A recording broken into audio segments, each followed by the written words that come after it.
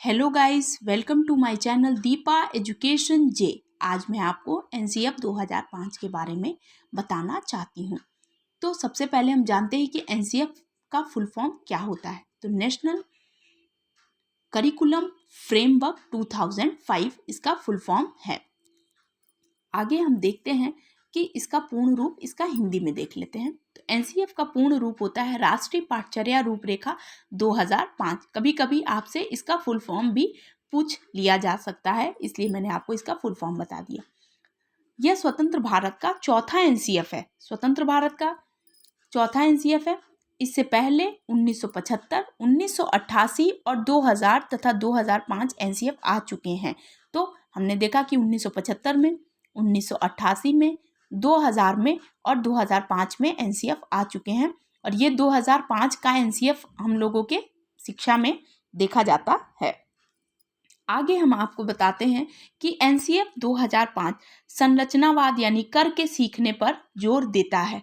तो मैं आपको पहले बताना चाहती हूँ, अब ज़रूर से ये बहुत साधारण सी बात है कि एनसीएफ 2005 अगर संरचनावाद पर जोर देता है तो 1975 में आया, 1988 में और 2000 में आने वाला एनसीएफ जो है वो किस पर जोर देता है, तो वो व्यवहारवाद पर जोर देता था।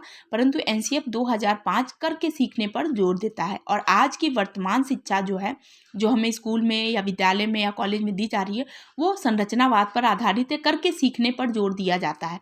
चाहे वो प्री प्राइमरी स्कूल हो, प्री प्राइमरी स्कूल में बच्चे पढ़ने आते हैं तो उन बच्चों को अनुभव करके सीखने पर जोर दिया जाता है, ताकि वो इन चीज़ों को सिर्फ सुने बल्कि समझ जाए, जो उसके बहुत ही जीवन से भी संबंधित हो। और जब वो खुद करके सीखेगा तो उसे वो चीज़ें बहुत अच्छी तरीके से समझ में आएंगी।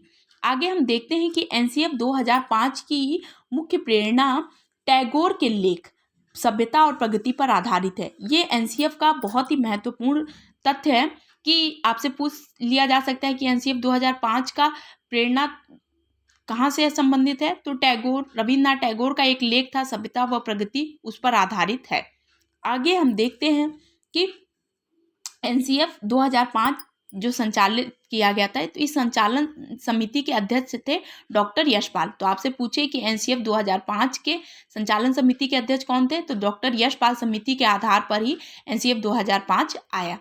अब आगे हम देखते हैं कि शिक्षा बिना बोझ के, यह एनसीएफ 2005 का मुख्य आधार है। मैं आपको बताना चाहती हूँ कि अगर हम एनसीएफ 2005 फुल टू डिटेल में देखें तो ये बहुत ही ज़्यादा डिटेलिंग है, परंतु हमें यहाँ पर मैंने उन पॉइंट्स को ही लिया है जो हमारे एग्जाम के पॉइंट ऑफ व्यू से बहुत ही ज़्यादा महत्वपूर्ण होते हैं।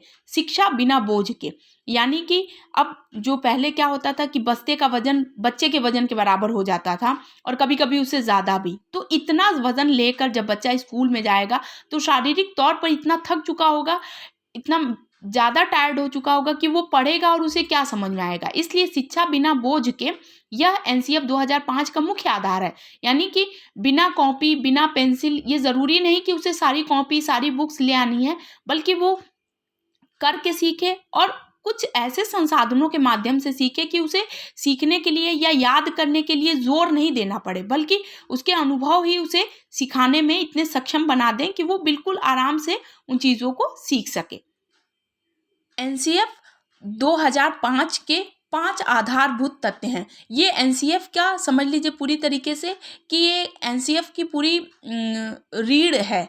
ये जो 5 चीज़ें एनसीएफ ने बताई हैं, यद्यपि एनसीएफ का जो पूरा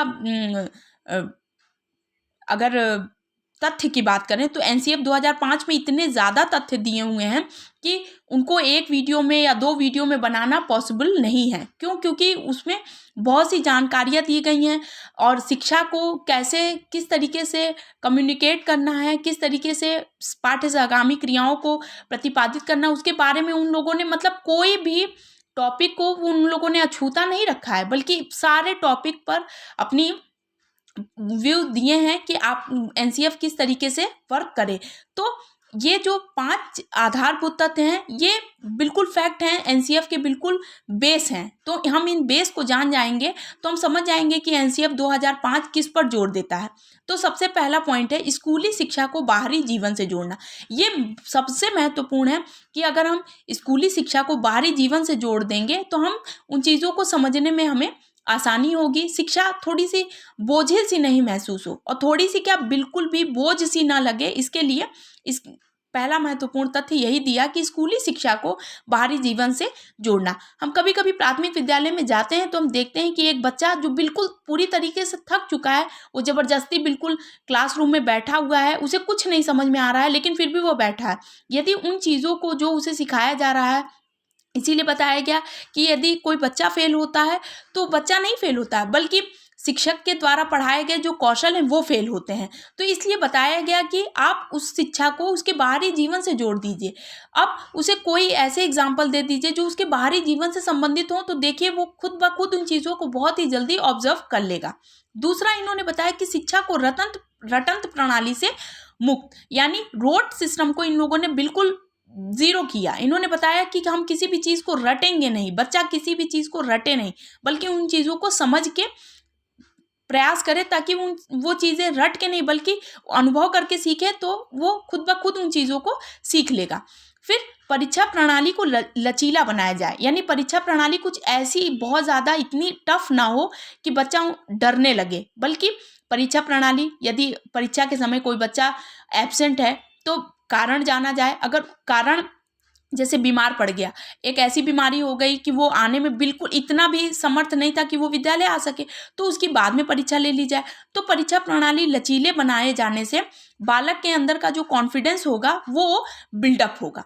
इसके अलावा शिक्षा को पाठ्य पुस्तक तक सीमित न रखना, यानी जो भी शिक्षा दी जाए वो सिर्फ बुक खोले और सिर्फ पढ़ा दिया और उसको बंद कर दिया और बंद हो गई, ऐसा ना, बल्कि उसकी शिक्षा कुछ ऐसी हो कि व्यावहारिक तौर पर उसे मजबूत बनाए, उसको निर्णय लेने, चिंतन करने, तर्क करने की योग्यता को इतनी ज़्यादा विकसित कर दे शिक्षा, जो पाठ्य पुस्तक तक ही सीमित नहीं रहती। इसके अलावा जब परीक्षा पास करके बालक या बालिका जब भी विद्यालय से बाहर जाएं तो उनके अंदर एक राष्ट्रीय हित व लोकतांत्रिक मूल्यों का विकास हो चुका हो। यानी जब हम कहीं बाहर घूमने जाते हैं या किसी ऐसे स्मारक पर जाते हैं जो सार्वजनिक स्मारक है या जहाँ सिर्फ घूमने का कार्य है, तो हम उन चीज़ों को देख के हमारे अंदर एक जो, जैसे कि हम कहीं किसी ऐसी जगह पर घूमने गए जहाँ पर मार्च पास हो रहा है या फ्लैग होइस्टिंग होती है, तो वहाँ पर उन चीज़ों को देखते हुए खुद ब खुद हम उन चीज़ों को देखें, सैल्यूट करें, उनके लिए क्लैप करें।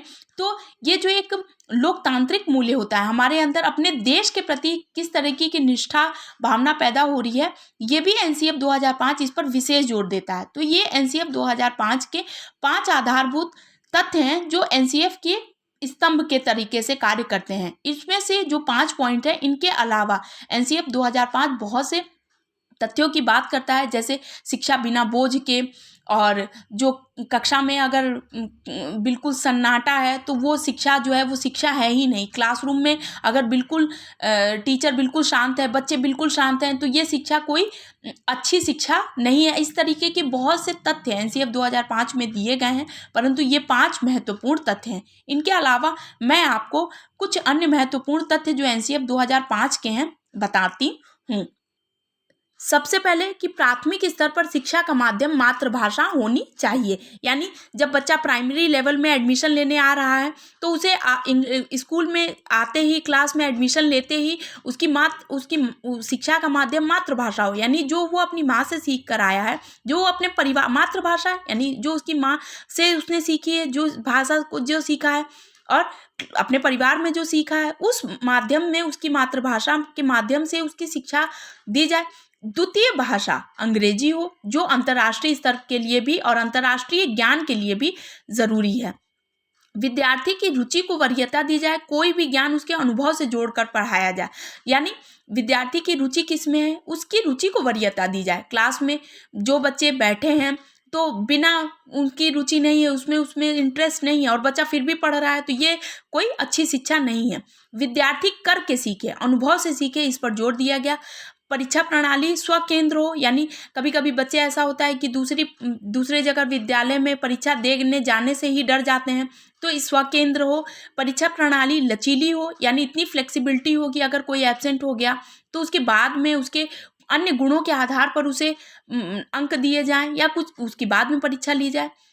पुस्तकीय ज्ञान को आधार न बनाकर ज्ञान निर्माण पर जोर दिया, यानी कॉन्सेप्ट केवल बना बनाया कॉन्सेप्ट सीखे नहीं, बल्कि कॉन्सेप्ट को खुद क्रिएट करे, इतना ज्ञान उसे और इस तरीके का आधार उसे दिया जाए। समावेशी शिक्षा एनसीएफ 2005 का बहुत ही महत्वपूर्ण टॉपिक कह सकते हैं। समावेशी शिक्षा पर आज सभी जोर देते हैं और एनसीएफ 2005 विशेष जोर देता है। समावेशी शिक्षा यानी एक ऐसी शिक्षा जो सभी को समान रूप से दी जाती है। कोई भी बालक या बालिका जो किसी तरीके से अशक्त है या पढ़ने में कोई थोड़ा सा कम है या उसे कम दिखता है या कम सुनता है, तो माने कोई भी तरीके के बालक हों तो उनकी शिक्षा पर विशेष जोर, सबको समान रूप से शिक्षा, यानी सबको एक, अगर उसे आँख से थोड़ा सा, जैसे सपोज कोई कक्षा में एक ऐसा बालक है जो जिसे थोड़ा सा स्पष्ट दिखता नहीं है, तो ज़रूरी नहीं कि अब उसे एक दूसरे विद्यालय में भेजा जाए, बल्कि आप उसके लिए कुछ ऐसा करिए कि उसे आगे बैठा दीजिए, कुछ व्हाइट बोर्ड पर या ब्लैक बोर्ड पे आप उसे थोड़ा बड़ा बड़ा लिख के दिखाइए, उसे ऑडियो वाली चीज़ें दिखाइए ताकि उसके कॉन्सेप्ट खुद ब खुद बिल्डअप हो जाए।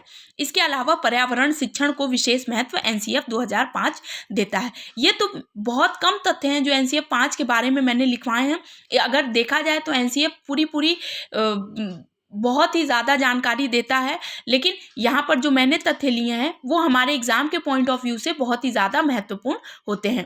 तो मैंने आपको एनसीएफ 2005 के बारे में ये जो बताया है, आई होप आपको ये वीडियो पसंद आएगी। मैंने इसे बहुत ही ईजी लैंग्वेज में, मैं एक बार फिर बताना चाहती हूँ कि एनसीएफ 2005 में बहुत ज़्यादा तथ्य दिए हुए हैं, लेकिन इसमें जो मेन तथ्य हैं उनको मैंने आधार बनाया है और इसको कंप्लीट किया है। तो एनसीएफ 2005 से संबंधित ये महत्वपूर्ण जानकारी थी जो आपके एग्जाम के पॉइंट ऑफ व्यू से भी बहुत ही ज़्यादा महत्वपूर्ण होती है। तो आई होप आपको ये वीडियो बहुत ही ज़्यादा हेल्पफुल होगी। तो प्लीज़ मेरे चैनल को लाइक कीजिए, सब्सक्राइब कीजिए, शेयर कीजिए। Thank you.